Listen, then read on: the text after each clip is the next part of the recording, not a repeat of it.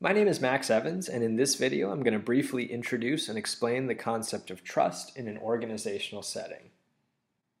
Organizational trust is actually a very difficult concept to frame and to measure because there really is no consensus on a definition.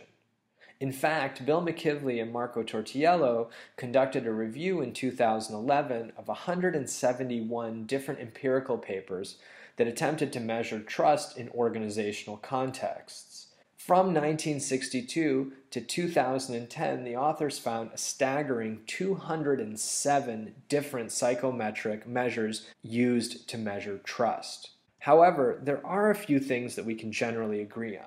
For most social psychologists, trust is often based on expectations that the other person will act in a way that's important to the trustor. These trust expectations are usually set within some contextual parameters and within some particular contextual constraints.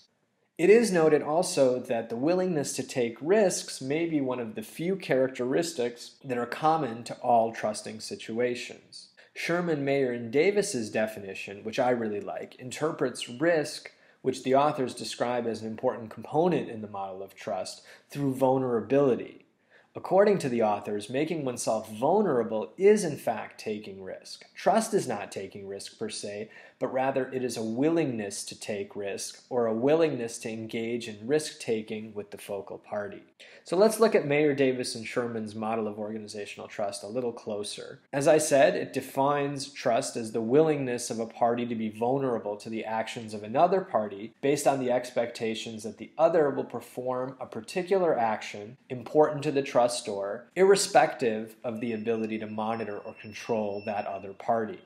Trust is essentially, as I said, the willingness to take a risk. The level of trust directly relates to the level of perceived risk. So making oneself vulnerable implies something important might be lost. So the next logical question seems to be, why did I choose this particular theoretical model of trust or measure of trust with 207 different existing empirical measures? First, the author's approach was multidisciplinary, both in perspective and applicability. It also complemented the risk literature by clarifying the role of interpersonal trust in risk-taking. Further, it considered trust as part of a relationship versus being only dispositional, which allowed for unidirectional analysis. It was theoretically sound, and I agreed with the framework in general. It had also been used by several other authors I found in my own lit review to explain and to measure trust, and it was one of the few constructs that was validated and endorsed by the work of Bill McKivley and Marco Tortiello. Further, in future studies, it can be applied across multiple levels of analysis, and of course, one of the most compelling reasons was that the factors had already been operationalized in previous studies, so there had been items for measuring organizational trust already. Let's have a look at Mayer, Davis, and Sherman's model of organizational trust. I really want you to focus on the left side of this model, starting with trusters' propensity. This relates to the person doing the trusting and is an attempt to measure their general disposition to trust. Propensity can be defined as the general willingness to trust others. The other side of this is the trustor's perception of the perceived trustworthiness characteristics of the trustee. Simply put, it's the trustor's assessment of the trustee's ability, benevolence, and integrity. Ability, sometimes called competence or cognition, is defined as the specific skills, competencies, and characteristics necessary to have influence in a specific domain. Benevolence, sometimes called affect-based trust, is defined as the extent to which the trustor believes the trustee wants to do good for the trustor. Basically, we're talking about acting in a way that's not egocentric. Finally, integrity is determined by the trustor by making an assessment as to whether or not the trustee will adhere to an acceptable set of principles for the trustor. Trust as a relationship means that it varies within people and across relationships. The fact that it's dispositional is covered here because we're actually attempting to measure the trustor's disposition to trust or their propensity to trust. Perceived trustworthiness factors are actually conceptually different, but are very difficult to tease apart in practice, so we attempt to measure them together.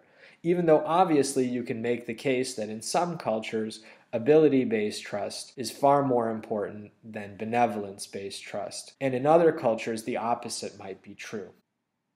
Many people ask me how I actually operationalize these items, or what these items actually look like in practice. So I thought I would include a number of these trust items so you can understand how they are operationalized.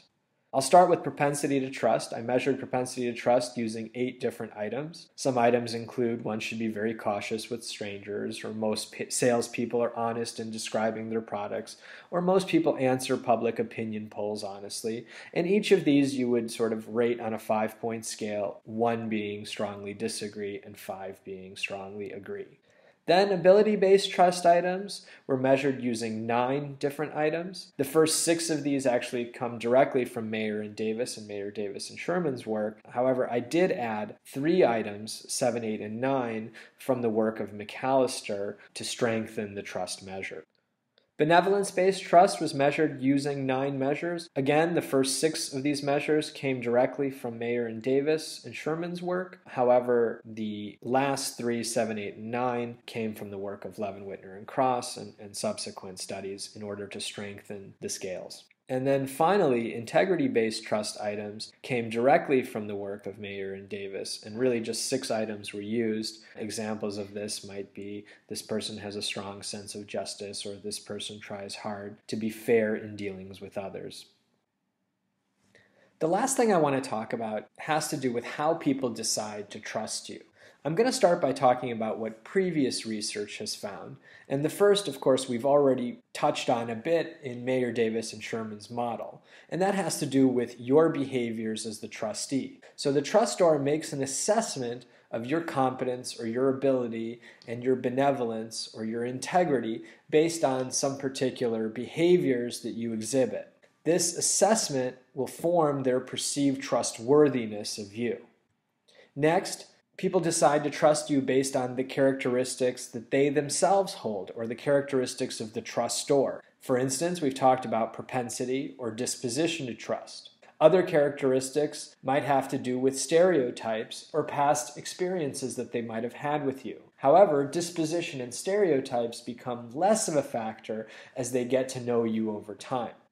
The third motivating factor to how people decide to trust you really has to do with the relationship between you. So in previous videos, we've talked about tie strength and homophily and shared perspective. But really, the research has found that things like emotional closeness or belonging to the same group or background makes a significant difference. My research specifically did not find a connection between homophily and trust. However, there is a considerable amount of research that came before me that did. Note, though, that how long people have known you is not generally related to how much they trust you, although this can affect which sources of trust judgments they use. So for example, demographic similarity might be more readily used in newer relationships where shared language, shared vision, or shared perspective is more prevalent in older relationships. Finally, previous research has found that the context of the trust also matters in a decision to trust you or not. So for example, it really is important what third parties say about you or what your own perceived self-interest is. So if the trustor sees the reason to trust you as being highly in your self-interest, there might be less of a trust.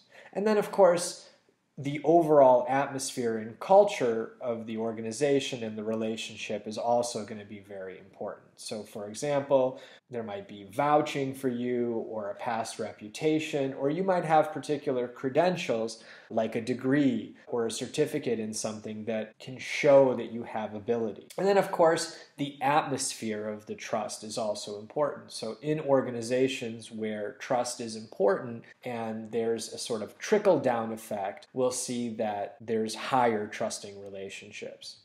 Now, my own research findings in looking at all these different trust factors, the most influential I found were shared vision, shared language, and tie strength. Thank you very much, and if you have any questions, please email me, or if you'd like any of the references, I'm happy to share.